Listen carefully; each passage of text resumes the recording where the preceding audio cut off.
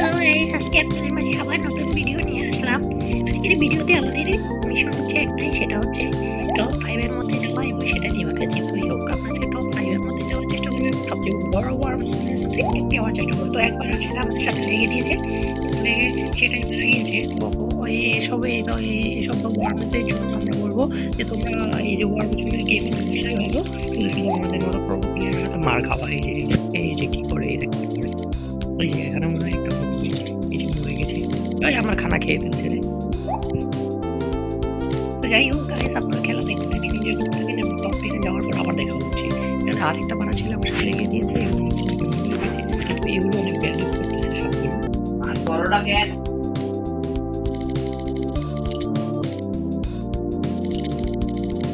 অনেক।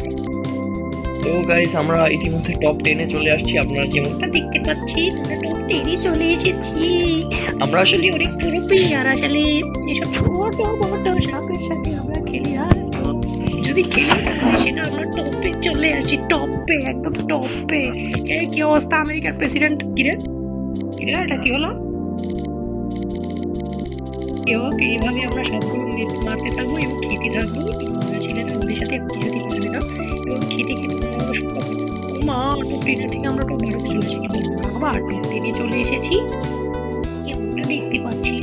তো আমরা এভাবে টপে থাকতে থাকতে থাকতে থাকতে টপে টপে টপে থাকতে থাকতে এভাবে সবগুলো খেতে খেতে বিশাল দেহি হয়ে গেছি এবং আমাদের সামনে এখন কোনো সাপই টিকতে পারবে না। এটা আপনারা দেখতে পাচ্ছেন। যাই হোক এইভাবে আমরা খাবারগুলোকে ছিনিয়ে মিনিয়ে খেয়ে নেবো এবং সোজার মতো খেয়ে নেবো। যাই হোক এই যে আমেরিকার প্রেসিডেন্টের সবাই নানা এই হচ্ছে।